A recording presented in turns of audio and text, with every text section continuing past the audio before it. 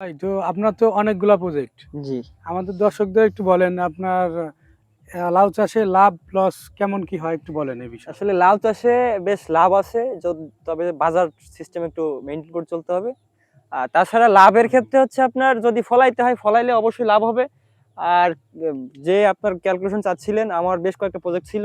তার ভিতর হচ্ছে আপনার ১০% একটা প্রজেক্ট ছিল। সেইটার হচ্ছে আপনার একটা ক্যালকুলেশন প্রায় আপনার ৳৭,০০০ প্লাস খরচ ছিল।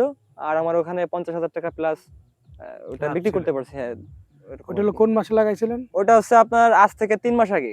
আজ থেকে ৩ মাস জি, আগে। জি। তখন তো বাজার দর বেশি ছিল। না, মিডিয়াম ছিল। তখন খুব একটা বেশি ছিল না। এখন বাজার এখন দর তো বাজার একটু বেশি। একটু বেশি। হ্যাঁ, তখন আরো এখন কম ছিল। হ্যাঁ, তখন আরো কম বেশি ছিল। থাকলে মানে আরো বেশি হ্যাঁ, হইতো। তখন ডবল চলে আসতো। এখন তো হ্যাঁ। ৳৬০, ৳৫০, ৳৫৫ বিক্রি করতেছি। আর হুম। তখন হচ্ছে ৳৩০ করে বিক্রি করতে হইছে আমাদের। ৳৩০ করে বিক্রি করে হুম। লাভ হইছে, হ্যাঁ, ওইটা লাভ ওইটা হইছে। লাভ জি। হইছে। হ্যাঁ। তো দর্শক শুনলেন তার মুখে। এছাড়া তার এই যে বড়, বড় প্রজেক্ট গুলা এত হিসাব সে দিবে না। আমরা এটা শুনতেও চাই না। ছোট হিসাবে আমরা নিলাম, সমস্যা নেই। জি।